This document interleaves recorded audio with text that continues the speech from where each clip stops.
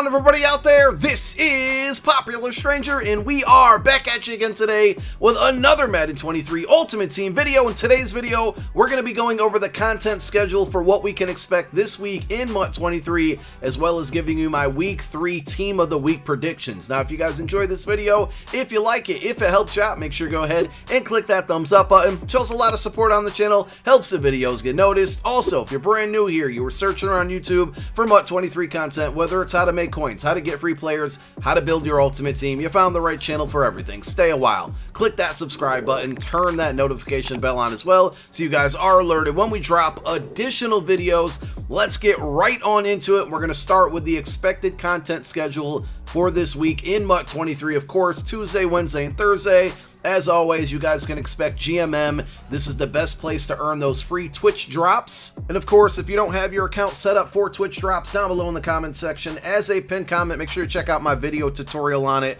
We show you how to set it up, how to link the accounts, how to claim the drops. Go check it out. We did get the AKA promo content. That came out earlier this morning. We dropped a video on that earlier today, so make sure you check that one out. Tomorrow's Team of the Week, we got those predictions coming up in a moment, and likely one of the cards will be revealed later tonight on Twitter. Gridiron Guardian. So because there's no dates on this content schedule, we don't know if it's coming Wednesday or Thursday. We've seen the big promos come out on Thursday, and of course Gridiron Guardians Part 1 came out this past Thursday, so one would think Part 2 is going to come out Thursday. Then we have a surprise, though there was a lot of speculation we would see Team Diamonds this week. Here they come. Very excited about this. Can't wait to find out who they are, what this program entails. I'm guessing GG Part 2 comes out Thursday, Team Diamonds on Friday, and then of course Legends on Saturday. So maybe Wednesday is the only day this week where we do not get content. Hopefully we get some more clarification on what days these programs will be coming out on GMM tomorrow morning. Now that we're a couple weeks into it, we know the format that Team of the Week is going to have, but there will be one slight change this week. We've seen an overall bump in some of the champion cards from Gridiron Guardians and Legends this past weekend, so we should see the same thing happen with Team of the Week. We've had our lower overall cards, which have been 84s, offensive and defensive players, so we should get 285s this week. Same thing for the, I guess we can call them heroes, 288 overalls instead of 287s, one offensive and one defensive. And then the champions are going to be legend players, players that had good Week 3 performances in prior years, also players that are not in the league anymore. So these champions have been 90 overalls for Week 1 and 2. I expect those to get bumped up to 93. And of course, we have the player of the week, which is going to be one player from this season that had a good performance yesterday, Week 3 of the 2022 season, and that will likely also be a 91 overall card. So let's use that to make our predictions. We got to highlight the guys who had a good game. And number one, there's going to be a lot of bias in this video, but it's deserved, Jalen Hurts. Now, unfortunately, I don't think he's going to get a good card. He had a great day yesterday against the Washington Commanders. 22 completions for 340 passing yards. He had like 319 midway through the third quarter too. I thought he might get in the 400s. Unfortunately, he did not. And 3 touchdown passes. Now, he will not get an upgrade because as you can see here, he already has that LTD from the Headliners promo, an 89 overall. Could he get a 91? Absolutely, but I doubt it's going to happen. I think the chances would be very, very slim. Trevor Lawrence, another player who had a great performance but won't get a card because he already has an 88 overall from that very first competitive pass. Trevor Lawrence, 28 completions, 262 yards, and 3 touchdowns. And then another quarterback who possibly could get the card, but I don't think it's going to happen. I'll explain why in a moment. It's going to be Lamar Jackson. He is still due for his first big upgrade of the year. 18 completions for 218 passing yards and 4 touchdowns through the air. He also had 107 rushing yards and 1 touchdown on the ground. The reason I don't think he gets a card, he certainly deserves one, but Week 1 we had Saquon Barkley as the player of the week. Week 2 we had Tua as the player of the week, so we got a quarterback last week. Also, Weeks 1 and 2 we got offensive players, so he could and should be player of the week, but I think we get one on the defensive side of the football, so that's why Lamar Jackson is going to get left out, and I'm sure they probably have him planned for for a bigger promo on the year. Now, running backs, we have Khalil Herbert. As you can see, his best card in the game right now is a 77 overall gold card. He had 20 carries, 157 yards on the ground, and 2 touchdowns. I would likely estimate or guess that he's going to be the 85 overall offensive player of the year. He could sneak up and get an 88 overall, but it makes more sense for him to be the lower overall elite. We also have James Robinson, who is just balling this year. I'm happy I drafted him on my fantasy team, like my 3rd or 4th running back on the squad as well, and he's playing like a number 1. Jaguars having a really good season so far with that 2-1 start. James Robinson had 17 carries for 100 yards on the ground and 1 touchdown. I think he would likely get the 88 overall on offense. That's assuming maybe Khalil Herbert doesn't get an 84, or maybe James Robinson only gets a +4 and goes up to the 84.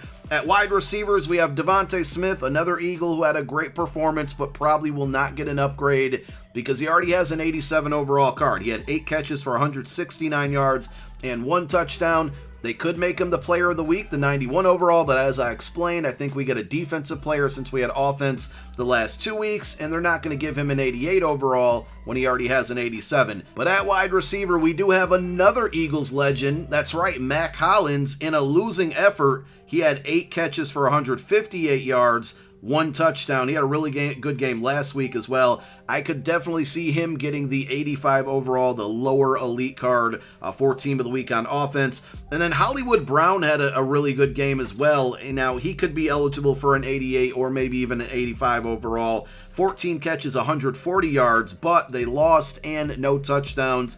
Devontae Parker and Chris Olave both had really good games as well in losing efforts with a lot of catches and a lot of yards, but no touchdowns. So it's worth mentioning them, but I don't think we see them get cards. On defense, we'll jump right to my player of the week prediction, and that has to be Roque Smith. Like I've said a couple times now, I think we get defensive because we've seen offensive in weeks 1 and 2. So Roque Smith, 16 tackles in yesterday's win and 1 interception. He feels like a player of the week candidate. Brandon Graham, BG, coming back from an injury last year, the old man on the defense for the Eagles. 2.5 sacks yesterday, 1 forced fumble.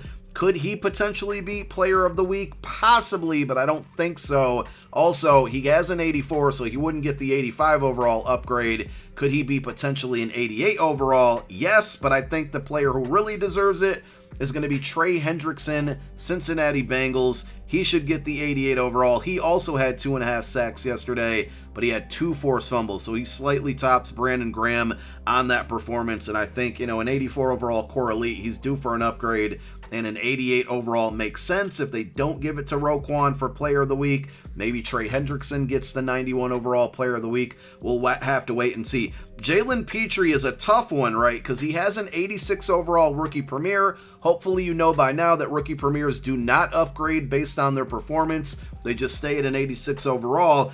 He deserves an upgrade off of yesterday's game. 2 interceptions and 1 sack. Do they give him an 84 even though he has an 86, but the 86 is not getting upgraded? Or do they give him the 88 overall? And if they do, then does Trey Hendrickson get bumped? Does Roque Smith get bumped? So it's a tough decision. But Petrie really had a great game. And then I'm just kind of taking a shot in the dark at this one for one of the 84 overall cards, the lower overall elite on defense, Josh Bynes. He had 10 tackles in yesterday's win for the Baltimore Ravens and 1 interception. Now on to our LTD predictions. Remember, the limiteds are players who had a good week 3 and are currently still in the NFL, but it's for a performance that happened prior to this season that we're in right now. And the 2 guesses that I'm going to make, we're going to go with offensive guesses since I think the player of the week is going to be on defense.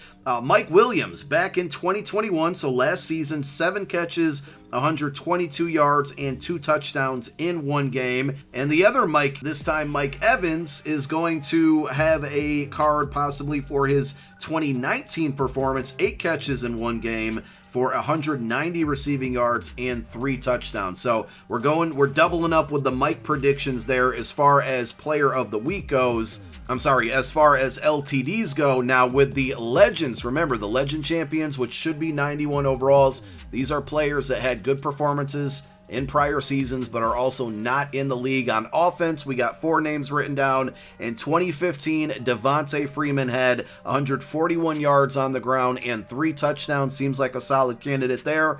Andrew Luck in 2014. I know a lot of people want to see Andrew Luck back in the game. He had 370 passing yards and 4 touchdowns. In 2011, Wes Welker, who was in the game last year, so I wouldn't be surprised if they still have his rights this year. He had 16 catches, 217 yards, and 2 touchdowns again back in 2017. And then I would absolutely love for this one to happen. There's always like, a possibility of Eagles is going to get it, but my favorite player, Donovan McNabb, 2007, he had 381 passing yards and 4 touchdowns. A lot of good Eagles had good performances in week 3 this year. I don't think we get any cards from it, but there's a couple legends that could from prior years, so maybe they show us some love there. On the defensive side, 2011, Jared Allen, 3.5 sacks and 1 forced fumble, I believe, for the Vikings at that time. In 2010, Tamba Hali, I remember him just from Madden in general. He had 3.5 sacks and 1 forced fumble in 2010. Pretty good performance there. This would be a really good one if they did it in 2008. Antonio Cromartie, 2 interceptions, 1 touchdown. Antonio Cromartie, DRC, both MUT legends, and if we could get one of them back in MUT this year, specifically this Team of the Week promo, I'd be very happy with it. And then my final guess is another Eagle in 2007, Trent Cole, 3.5 sacks in 1 game and 1 forced fumble. You guys leave me your predictions down below in the comment section. We'll see if we get any of them right. And again, this content comes out tomorrow. When that content drops, we got videos coming for you. Thank you for watching this one. My name is Popular Stranger. I'm out. Peace.